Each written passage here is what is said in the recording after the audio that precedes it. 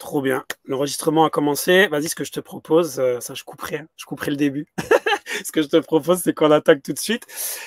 Donc, let's go. Ça va être la vidéo sur le témoignage d'une des personnes qu'on a recrutées à l'international. Donc, j'ai le plaisir d'introduire Stéphane Leclerc, qui donc a vécu un processus de recrutement de A à Z.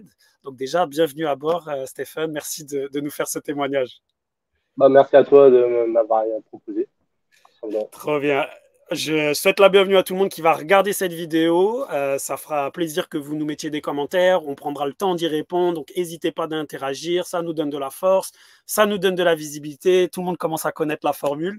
Mais en tout cas, voilà, vraiment, n'hésitez pas. On est là aussi pour vous aider. Ce témoignage, c'est pour vous donner aussi des billes pour vous, pour savoir si vous projetez de vous expatrier au Canada puis de travailler au Canada. Ça va sûrement vous donner quelques réponses, quelques billes, quelques astuces qui pourront être intéressantes. Ce qu'on a fait, c'est qu'avec Bastien et Canada Explorer, on a préparé quelques questions. Comme je l'ai dit à Stéphane juste avant d'attaquer, justement, de lui poser ces questions, ça va être plutôt une conversation, c'est détente, c'est la famille, vous connaissez comment ça se passe, mais on va essayer d'être guidé quand même par une trame. Et donc, je te propose, Stéphane, d'attaquer tout de suite avec la première question. On va rentrer directement dans le vif du sujet. Ce serait que tu nous racontes comment s'est passé ton recrutement et surtout quelles étapes tu as franchies entre le moment où il y a eu un premier contact et aujourd'hui où je crois que tu es sur ton lieu de travail. D'ailleurs, tu peux peut-être dire justement ce que tu fais, présente-toi, dis-nous un peu ce que tu fais, comment s'est passé ton recrutement, raconte-nous un petit peu tout ça. Eh ben, il n'y a pas de souci. Bah, on va commencer dès le début. Déjà, de base, quand j'ai voulu changer de travail, je me suis inscrit, j'ai créé un compte sur LinkedIn. Et c'est là que toi, tu es venu me contacter par quelqu'un d'Explorer, Mhm, où tu m'as justement parlé d'une opportunité au Canada. mhm, Sachant que j'ai toujours été ouvert à toute proposition de changement, je me suis dit autant écouter, puis voir un petit peu ce que ça peut donner. Et c'est là que mhm. tu m'as parlé du projet pour Tim Horton, donc là où je suis actuellement. Ok, Et du coup, on a eu notre premier entretien ensemble où tu as récolté des données justement pour la franchise d'ici. mhm, Par la suite, ces données, elle a apprécié ces données-là. Du coup, j'ai eu un entretien avec elle et avec justement ton premier expatrié qui est ici aussi, dans ce restaurant-là mhm, d'ailleurs. exact, exact. Et bah, du coup, ça s'est bien passé apparemment, puisque j'ai été pris. Excellent, Euh, excellent. donc, c'est là que toutes les démarches administratives ont vraiment commencé, Ouais, sachant que j'avais pas de passeport. Donc, j'ai dû créer un passeport, prendre rendez-vous pour justement me créer mon passeport. Et c'est ce qui a été ouais, vraiment le plus long dans la phase administrative. Et exact. ça a mis 3 mois, 3 mois, ouais, à peu près. Mhm, Et donc, on a commencé à peu près, tu m'as contacté, je crois, mi-juin à peu près. Le mhm. passeport, je l'ai eu fin septembre. Et pendant ce temps-là, avec justement l'avocat de ton entreprise, on a créé aussi justement mon compte sur le site de l'immigration du Canada. Et Exact. on a commencé les démarches du coup en parallèle. Une fois que j'ai mon passeport, on a pu justement le mettre sur mon dossier. Mhm. Euh, une fois la réponse de l'immigration, j'ai dû prendre un rendez-vous pour mon relevé d'empreinte digitale. Et en France, il y a 2 emplacements. Si, dans Ouais, mes souvenirs sont bons, il y a 2 emplacements, c'est Paris ou Lyon. Donc, il n'y a pas de ouais, choix. exact. Mais au final, le Sachant rendez-vous que, là-bas, sachant que, sachant que toi, tu étais basé où déjà? j'étais à Reims. Donc, j'étais pas trop loin de Ah, Paris, ça va. ok, ça va. J'ai j'ai 1 heure, 1 heure et demie de plus. Ok. Mais au final, Et après, pour un rendez-vous qui dure 10 minutes, à savoir. Le ouais. rendez-vous, il est super rapide. On arrive, on prend le ticket, on rentre, on pose les empreintes, c'est terminé.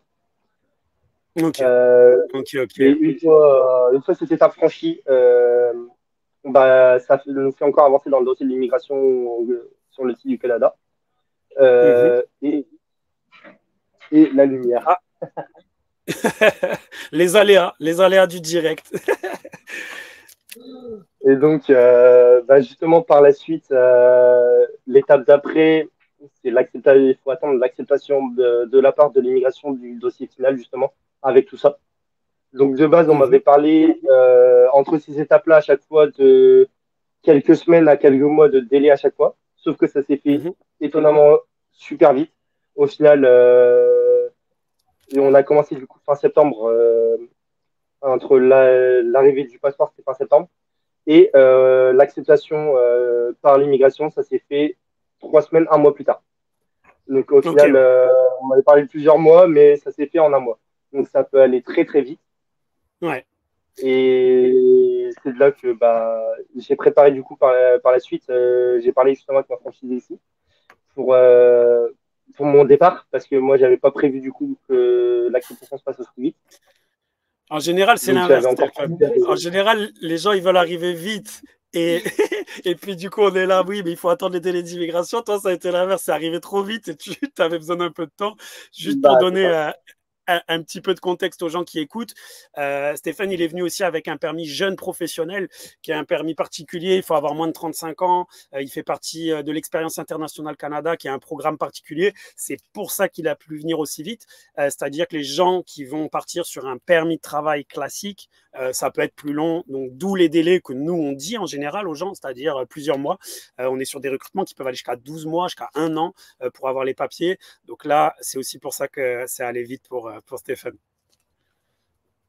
Sachant que le permis que j'ai aussi est affilié à une entreprise aussi. Je C'est peux ça. travailler que avec une entreprise. Je leur parle, c'est un autre visa si jamais je devais être C'est amené à ça. changer. Et ça, je rebondis aussi, c'est un bon point.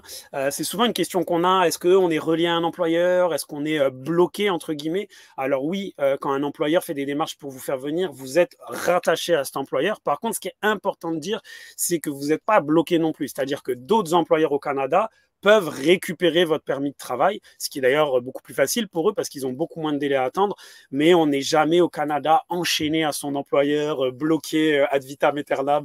Donc voilà, vous avez cette liberté de partir. Si ça ne se passe pas bien, que ce soit du côté de l'entreprise ou de l'employé, il y a des possibilités de changer d'employeur, mais c'est un peu plus lourd. C'est vrai qu'on est quand même plus rattaché que si on était en France dans un emploi classique et qu'on part du jour au lendemain et qu'on trouve un employeur.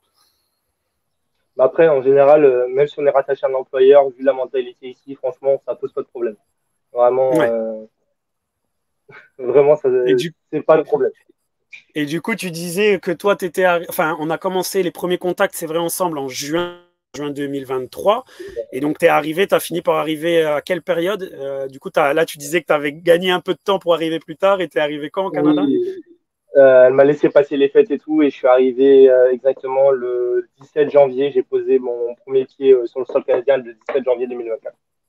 Ok, bah, super intéressant. En plus, ça montre aux gens, vous voyez, c'est rapide. En plus, derrière, Stéphane, il a essayé de gagner un peu de temps pour, bah, normal, passer les fêtes en famille avant de se lancer dans cette grande aventure. Mais ça reste que c'est quand même des délais qui sont conséquents entre la première prise de contact qui est en juin et puis l'arrivée en janvier.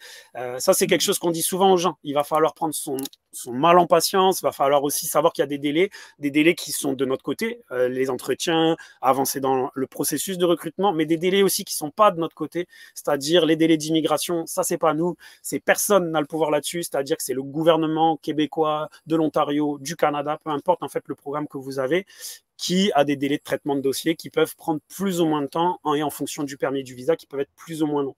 Mais donc voilà, c'est souvent ce mal en patience qu'il faut prendre pour les employés, mais aussi pour les entreprises. Trop souvent, on a des entreprises, là je parle pour la casquette Canada Explorers, des gens qui nous disent bah écoutez, nous on a besoin d'employés demain. Je suis là, bah ouais, mais c'est trop tard. Je ne pourrais pas faire venir quelqu'un demain.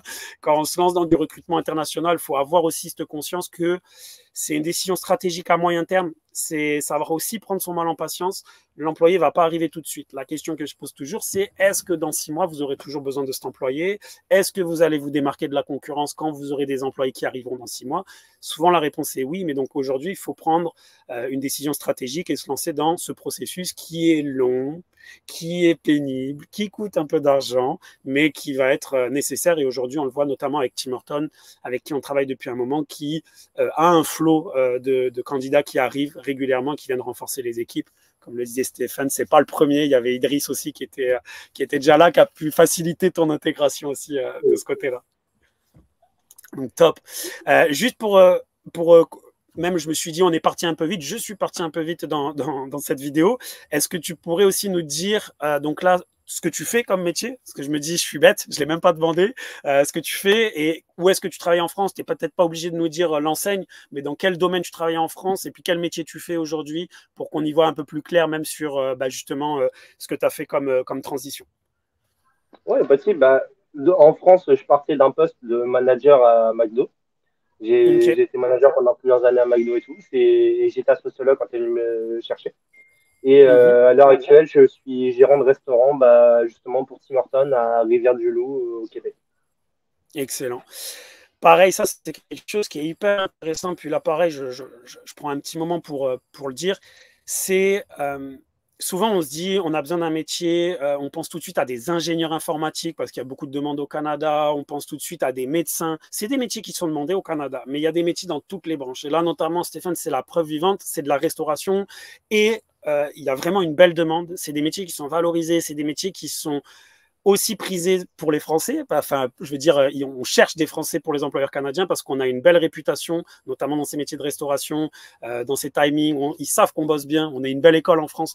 Donc, n'hésitez pas, hôtellerie, restauration. Nous, on recrute aussi des métiers hyper variés, chauffeur poids lourd, carrossier. Il y a des expertises qui sont recrutées dans tous les domaines. Il y a une vraie pénurie de main-d'œuvre au Canada et c'est pas uniquement les développeurs informatiques comme certains peuvent le croire. Donc, Stéphane en est la preuve vivante pour aujourd'hui être gérant de restaurant à Rivière-du-Loup. Oui, oui, je le vois à tous les coins de rue, qu'il y a des panneaux, nous recrutons partout. Partout. C'est ça.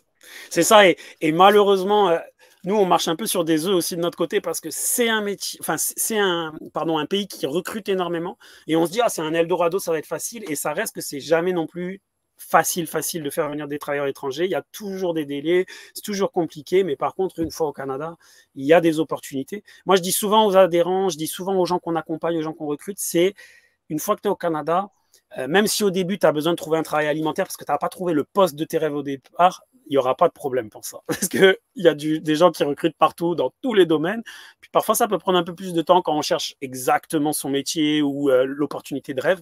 Mais en tout cas, dans les transitions, il y a toujours moyen de trouver voilà, des boulots alimentaires, des boulots pour patienter, parce que là, c'est la folie, que ce soit à Montréal, à Rivière-du-Loup, dans les provinces anglophones. C'est vraiment un pays qui est en grande demande de travailleurs. Oui. Je te, Et il n'y je a te pas de problème de propose. barrière de la langue. Ouais, c'est ça, au Québec. Là, je dis ça à Oui. ceux qui vont à Au Toronto, Québec. eux. Mais ouais, pas de souci de barrière de la langue. Mais d'ailleurs, tu vas nous en parler un petit peu après. J'ai une question par rapport à ça. Ce que je te propose, on passe à la deuxième question.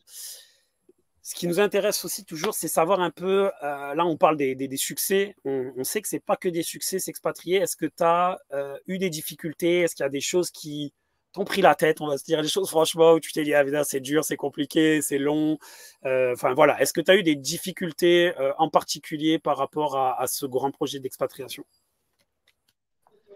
Bah, dans la globalité du projet, on va dire tout le côté administratif n'a pas été dur.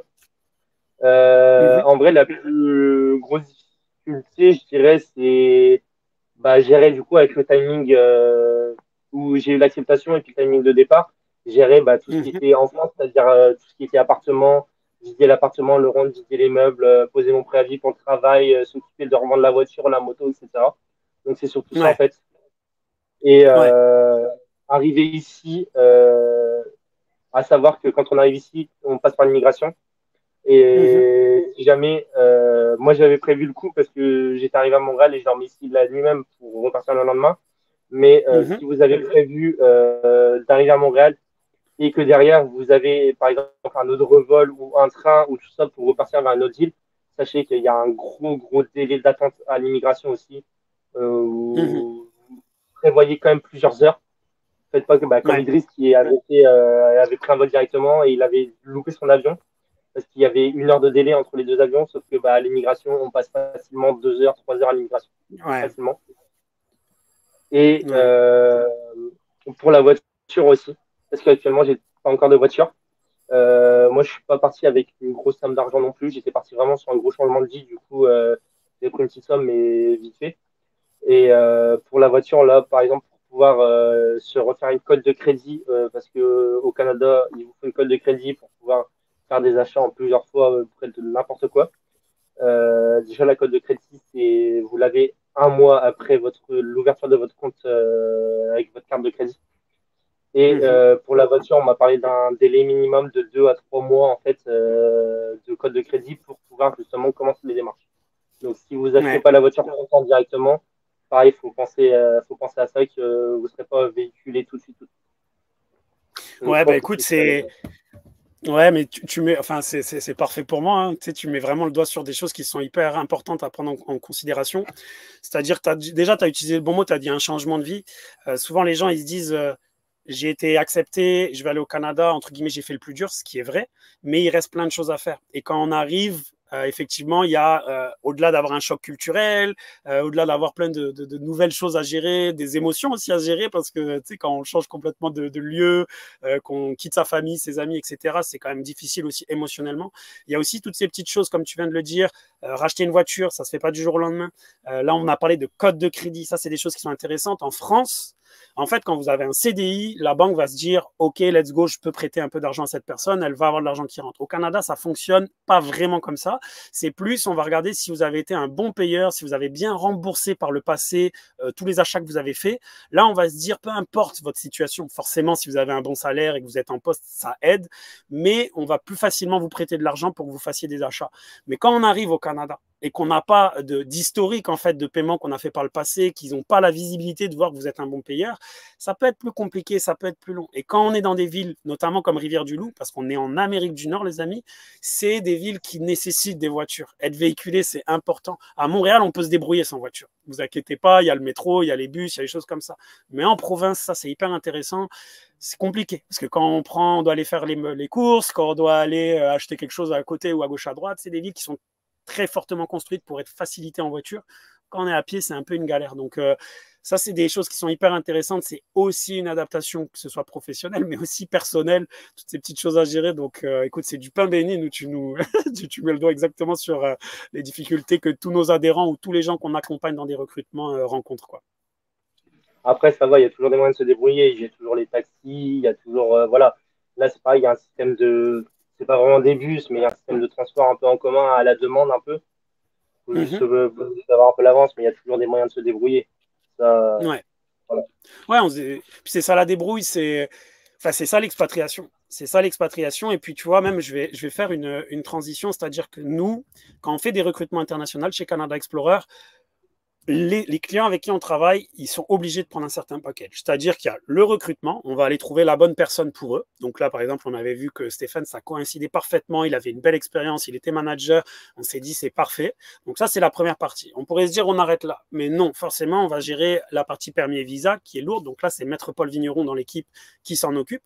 Et surtout, et celle-ci, elle est non négociable pour les entreprises. S'il y a des entreprises qui nous regardent et qui se disent on va faire du recrutement, ah, attends, j'ai un appel, je vais refuser. Hop là.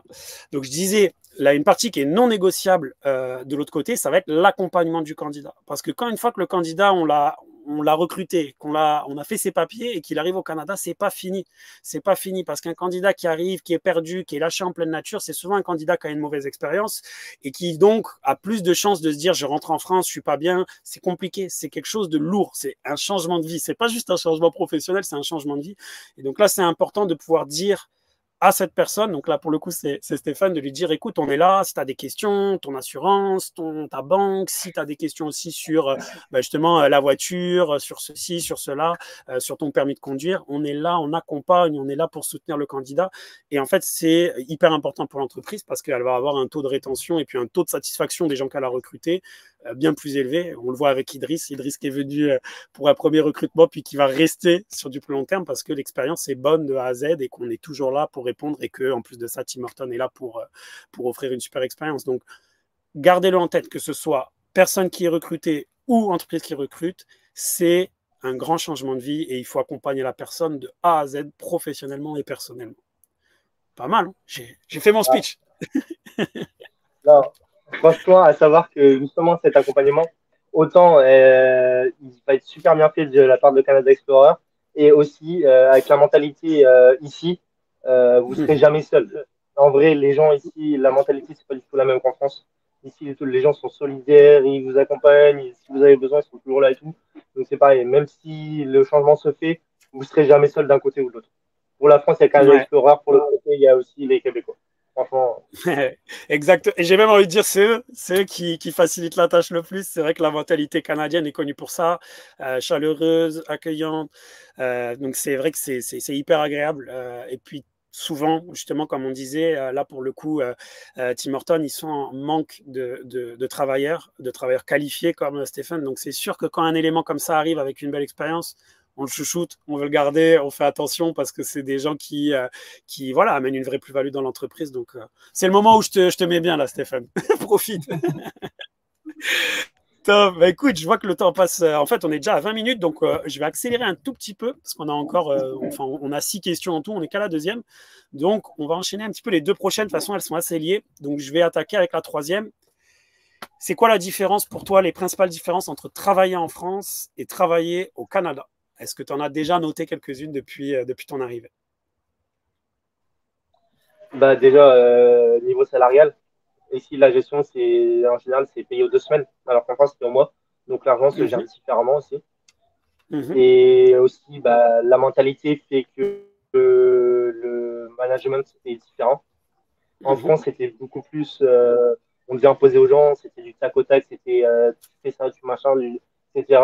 Alors que ici, c'est beaucoup plus de l'accompagnement, on est beaucoup plus proche des gens, etc. Donc, du coup, c'est aussi plus facile. On est moins dans l'ordre que dans la demande. Et c'est ça qui fait que ça change énormément. bah, pareil, encore une fois, tu mets le doigt encore sur un truc intéressant, puis que je dis souvent, là je parle plutôt aux gens qui vont s'expatrier en tant que manager. Il y a une vraie différence culturelle entre le management en France et au Canada. Pour du positif, aussi du négatif, on va pas se mentir. Le positif, comme disait Stéphane, c'est hyper agréable, c'est beaucoup plus humain, il y a un échange qui est beaucoup plus facile, on va dire. Dans le négatif, c'est qu'on dit souvent que ça peut aller moins vite. C'est-à-dire qu'on dit souvent que le Canada, et le Québec, c'est la terre du compromis. C'est-à-dire que, par exemple, quand vous êtes manager, il faut écouter toutes les personnes dans une équipe, il faut prendre tous les avis, il faut prendre du temps. Quand en France, on va aller beaucoup plus straight to the point, comme on dit ici. Donc, il faut aussi le savoir. Quand on arrive et qu'on a cette mentalité un peu plus d'imposer, qui peut être en fait beaucoup plus efficace, on va pas se mentir, ça peut être un peu mal vu. Donc, il faut faire aussi attention, les managers. Mais allez pas trop fort. Au Québec, on est un peu plus dans justement ce compromis et cet échange-là. C'est ça, sachant qu'il y a une grosse protection des employés ici. Donc, du coup, Mhm, tout ce qui va être aussi, ce qui peut s'apparenter justement, nous, à du management classique en France, ça peut être considéré aussi ici comme du harcèlement un peu. Et donc, du coup, mhm. les employés sont hyper protégés aussi de ce côté-là ici. Ouais, Donc, faut faire très attention à la manière aussi de gérer son équipe. c'est ça. C'est puis là, j'ai une petite expérience dans d'autres domaines. Je pense à la communication, tout ça, où pour le coup, on est comme ça, on est beaucoup plus, on va dire, attentif, on fait beaucoup plus attention, mais du coup, comme je disais, c'est aussi des projets qui sont plus longs. J'avais quelqu'un qui me disait, alors c'est peut-être un petit peu exagéré, mais qui me disait un projet que je vais faire en 3 mois en France, je vais le faire en 6 mois au Canada. C'est un petit peu exagéré, mais ça montre aussi que il y a besoin d'avoir ce compromis, d'avoir ce suivi, d'avoir cet engagement de toutes les personnes. Donc c'est un peu le revers de la médaille, mais il faut aussi le savoir quand on arrive parfois, on peut être un peu déstabilisé avec nos manières de faire à la française qui ont leurs avantages et qui ont leurs inconvénients, mais il faut bien l'avoir en tête. Trop bien. Bah écoute, comme je te disais, les deux questions là qui arrivaient, elles sont quand même liées. Donc la prochaine, même chose. Quelle est la différence, mais pas entre travailler, mais entre vivre au Canada et vivre en France? Est-ce que tu as quelques Bah, exemples? il y en a un flagrant, le temps. Déjà, clairement, le temps, le temps. En Ici, même temps, Stéphane, tu nous aides pas, t'es arrivé au mois de janvier, quoi. quand on part de France, il devait faire encore 10-15 degrés à peu près quand je suis parti, que j'atterris à Montréal, je pose 2 pieds, il y a de la neige partout. Pour l'instant, j'ai connu, là, c'est la neige, le froid, la neige, le froid. Un peu, si, j'ai eu du soleil, mais c'est que ça. C'est Et le pire, c'est que je crois que c'est un hiver qui est pas trop froid au Canada cette année. c'est ce qu'ils m'ont dit, ouais. C'est ce qu'ils m'ont dit. Non, franchement, Ok. c'est la plus grosse différence en vrai par rapport à la France. Après, il y a Mhm. aussi bah, la taille du pays qui fait Ouais. que aussi différent, le rythme est différent. Parce que Mhm. pour nous, par exemple, faire 1 heure, 2 heures de route, c'est beaucoup, entre guillemets. Ouais. Alors que ici, c'est basique. Ici, c'est normal. Ouais. c'est Et ça. voilà. Il y a ça qui change énormément. Bah, tu vois, tu disais ça tout à l'heure, tu disais que t'as fait Reims-Paris, que ça allait, c'est pas trop loin. Ici, quand on veut aller de la ville de Montréal à Toronto, c'est 5h30 de route. Quand on veut aller de Montréal à la ville de Québec, c'est 3h30 de route. Donc, c'est vrai que les distances sont bien plus grandes. C'est le deuxième plus grand pays du monde, tout simplement. Donc, c'est vrai que c'est à prendre en considération. Et ça ramène ce que tu disais, la voiture, C'est ça. être véhiculé, ça facilite quand même grandement la vie. Même si les gens, ça c'est à prendre en considération, les gens qui essayent de prendre de moins en moins les voitures, etc., qui veulent privilégier les transports en commun. C'est vrai que c'est une difficulté supplémentaire. C'est quand même un pays qui est très, très, très grand, quoi. Oui. Ok, bon, le froid, le froid. Ça, je pourrais pas faire grand-chose pour toi, hein. Il va falloir acheter des moon boots et un manteau. Ah, ça, on s'y habitue, on s'y habitue. Trop bien. L'autre question, en fait, ça va aller très vite aussi parce que tu as déjà un petit peu répondu. C'était, comme je te disais en off, on va pas rentrer dans le détail, je vais pas être indiscret. C'était niveau salaire, avantage, comment ça se passe pour toi. Tu as parlé tout à l'heure que tu étais payé aux 2 semaines, ça c'est intéressant. Est-ce que voilà, vacances, salaire, assurance, c'est quoi un petit peu la différence que tu as notée, toi, de ton côté, depuis que tu es arrivé? Bah, déjà, on est payé aux 2 semaines, comme je disais tout à l'heure. Donc déjà, c'est une autre Mhm. gestion parce que certains prélèvements vont se faire à la semaine, d'autres aux 2 semaines, d'autres au mois. Donc c'est Mhm. pareil, tout ça, c'est une gestion aussi à faire. Le salaire, par exemple, c'est aux 2 semaines. L'appartement, le loyer, Mhm. c'est au mois.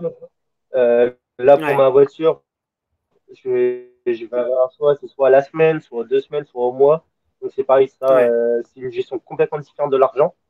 Après, pour le niveau de vie, certains produits vont coûter plus cher, etc., d'autres moins cher. Par exemple, tout ce qui va être fromage, et comme il n'y a pas de production ici, tout de suite, c'est forcément de l'importation, donc c'est beaucoup plus cher. Donc, il ne faut pas s'attendre en fait à retrouver vraiment les mêmes produits qu'en France, ça clairement pas. Et Ouais. après, comme j'ai une évolution aussi de poste, donc forcément, mon salaire aussi peut augmenter. Donc, de ce côté-là, ça va, je m'y retrouve très facilement. Mais la vie est quand même un peu plus chère, mais les salaires suivent aussi, bien sûr. Et Mhm. après, niveau avantage, bah, c'est qu'en étant payé aux 2 semaines, la gestion se fait plus facilement, Ouais. forcément. Parce que nous qui avons l'habitude d'avoir de l'argent qui rentre une fois par mois, donc il faut faire attention, là, là, là, là. Ici, comme c'est toutes les 2 semaines, bah, l'argent rentre beaucoup plus vite. Donc c'est aussi beaucoup plus simple de gérer tout ça. Ouais. Après, niveau travail aussi, et bon, là, le fait qu'il y ait des visas, ça change aussi un peu les choses. Mais on peut facilement changer de travail si jamais ça ne nous plaît pas, etc. Sous visa, il y a pas un peu plus de démarches, mais on peut facilement retrouver du travail. Même Et sur, si, vas-y. non, excuse-moi, j'allais te couper, j'allais te dire sur la partie aussi horaire, est-ce que par rapport à ce que tu pouvais faire en restauration en France, est-ce que au Canada, est-ce que ça il y a une différence? Oui, bah déjà pour la restauration rapide en elle-même comme McDo, etc. Je connais pas trop les horaires, donc ça je peux pas te dire. Par contre ici pour Tim Hortons, les horaires d'ouverture c'est complètement différent. Comme c'est Ok. un établissement qui est concentré sur surtout café, pâtisserie, il y a quelques sandwichs, mais du coup la majorité du chiffre se fait surtout le matin 21h, les horaires d'ouverture. Et Mhm. par contre, contractuellement, on est en 40 heures. Ici, la semaine classique en temps plein, c'est du 40 heures semaine. Ah, ça va aussi. Et c'est 3 semaines de congés payés par an. Ok. Mais après, il y a toujours moyen de s'arranger avec le patron, etc. Comme il y a moins de, on va dire, c'est pas des CDI qu'on signe. Mhm. Donc, en fait, il y a beaucoup plus moyen de s'arranger, etc., pour avoir des semaines off, pour peut-être aussi négocier des semaines de congés qui ne sont pas forcément payées, mais peut-être si on fait des heures sup, etc., reprendre dessus. Il y a toujours moyen de Mhm. tourner autour de ça. Et Mais tu vois. ouais, mais tu vois, c'est pareil. Ça, c'est hyper intéressant pour les gens qui vont changer enfin, de pays, de carrière en venant au Canada. On n'a pas les mêmes congés payés. La France, on est très, très, très bien lotis.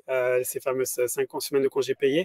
Le minimum au Canada, c'est 2 semaines légalement. Les entreprises font de plus en plus 3, 4 semaines. Et ça fait aussi partie de votre négociation. Ça, je le dis souvent. C'est-à-dire qu'au Canada, on négocie ses augmentations salariales, mais parfois, on ne demande pas forcément une augmentation, mais on va demander un peu plus de vacances. parce que voilà, on en a besoin, surtout en tant qu'expatrié. Il suffit de rentrer voir sa famille 2 semaines en France et puis en fait, il nous reste plus qu'une semaine. Donc, c'est des choses qui se négocient. Gardez-le en tête, ces avantages-là, les entreprises le comprennent, elles le savent, mais voilà, il y a des choses aussi qui sont bien en France, notamment ces 5 semaines. Il faut l'avoir en tête et puis préparez-vous à avoir quelques différences de ce côté-là. Puis c'est vrai que la gestion en 2 semaines pour l'argent, c'est marrant parce que j'en parlais avec un ami l'autre jour. En fait, ça change rien en bout de ligne, mais tout le monde préfère. Et moi, c'est pareil. C'est vrai que c'est tellement agréable d'avoir cet argent qui rentre aux 2 semaines pour s'organiser, savoir où on en est. Puis il y a quelque chose de rassurant. On voit son compte qui est renfloué. On sait où on en est. Donc c'est vrai que ça, c'est souvent quelque chose qui est hyper apprécié. Même si au bout de l'année, on a parfois le même salaire ou un salaire un peu différent, mais qui va être le même au bout de ligne. Bah, c'est vrai que c'est hyper agréable en termes de gestion. Donc ça ressort souvent ça. Trop bien. Bah écoute, dernière question. Tu vois, j'avais dit 30 minutes, on dépasse un peu, mais on va pas être loin. Dernière question, et celle-ci, elle est importante pour les prochains, pour les gens qu'on va accompagner, pour les gens qui pensent à une carrière au Canada. Est-ce que si toi, hop là, attends que je la sélectionne, tu avais un conseil à donner à ces personnes qui se lanceraient dans un projet d'expatriation? Est-ce que tu en aurais un là, qui te viendrait en tête? Quelqu'un qui se dit, let's go, je vais tenter ma chance de l'autre côté de l'Atlantique. Si tu avais un conseil à lui donner, ce serait quoi? Être prêt à tout lâcher pour passer d'une vie à une autre. Donc, franchement, Ok. c'est plus que tourner une nouvelle page de sa vie, c'est écrire un nouveau livre, complètement. Il faut être prêt Ok. vraiment à tout changer dans sa vie, à être prêt à partir loin de sa famille, loin de tout le monde. Si vous êtes en couple, soit la personne suit, soit être prêt aussi à se dire que on va l'avoir physiquement que maximum 3 semaines dans l'année. Donc ça, c'est un changement complet de vie et il faut être prêt en fait à tout ça. Parce qu'il y a du positif Franchement, et ça, c'est du négatif. c'est ça. Ouais, franchement, tu viens de sortir une phrase, je crois que je vais l'utiliser à foison. Il ne faut pas être prêt à écrire un nouveau chapitre de sa vie, mais carrément un nouveau livre. Et c'est exactement ça. Merci pour la punchline, c'est parfait. Mais C'est c'est cadeau. exactement ça. C'est exactement ça. C'est des gros changements. Nous, on le voit. Les gens qui rentrent, qui ont une. L'expérience est toujours bonne en bout de ligne. On apprend toujours plein de choses. Mais les gens qui finissent par rentrer en France, c'est souvent ça. C'est les difficultés qu'on a, Les difficultés notamment qu'on a avec la distance avec la notamment avec famille. la distance avec la famille. Ah, je m'entends en double, Ah, je Stéphane. m'entends en double, Stéphane. Vas-y, on va reprendre. Comme on disait, les aléas. Hop. Ça devrait aller mieux là. Ouais. C'est bon, nickel. Écoute, comme on disait, hein, les aléas, ça prouve on fait ça à maison, le direct. Mais c'est exactement ça, c'est la distance avec la famille, ces choses qui sont pas faciles à gérer. Donc, il faut être prêt à ces gros changements. Parfois, quand on commence un projet comme ça, on voit les bons côtés, le niveau de vie, la qualité de vie, une expérience humaine qui est cool. Mais il y a aussi des choses personnelles à gérer, la distance, les hivers qui peuvent être rugueux, etc. Donc, exactement, un nouveau livre. Je vais la garder précieusement, cette punchline. Je vais en faire un post LinkedIn et tout ce qui va avec. Trop bien. C'est cadeau.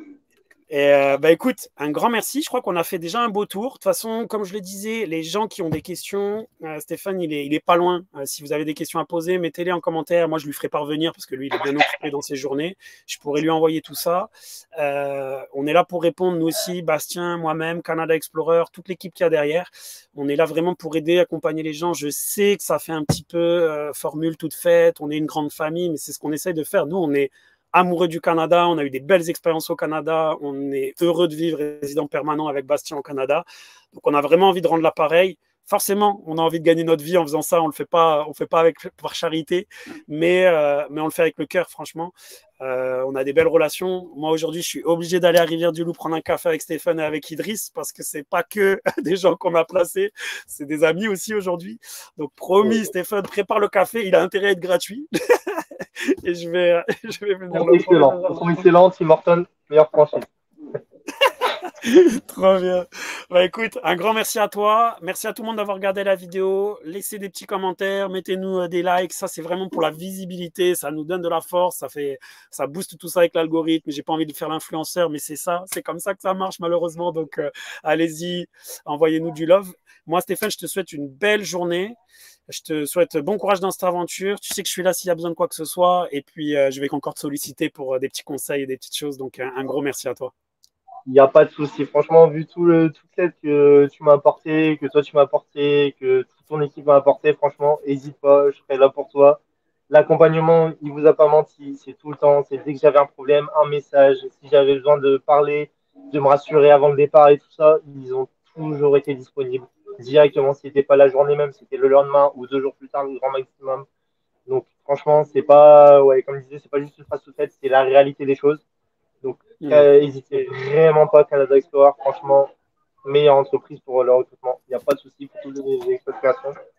Et si tu as besoin, si toi tu as besoin, si n'importe qui a besoin, n'hésitez pas, moi pareil, je reste ouvert, il n'y a pas de souci pour des conseils, pour toute question. Il n'y a pas de souci, j'essaierai de partager au mieux mon expérience. Franchement, un grand Et merci. Un si grand jamais merci. Ouais. n'importe qui passe à Rivière-du-Loup, n'hésitez pas. Le Tim Horton. Au Tim Hortons de Rivière-du-Loup, tous les gens qui regardent, vous avez tous un café gratuit. Ça y est, je l'ai dit. Mais un grand merci. Ça me touche beaucoup, ça fait plaisir, ça fait chaud au cœur. On garde ça précieusement pour nous. C'est pour ça qu'on fait aussi ce boulot. Donc encore une fois, un grand merci. Et puis on s'écrit, on se donne des nouvelles très vite. Et puis on vous dit à tous une bonne journée. Une bonne journée, une bonne soirée. Yes. Up.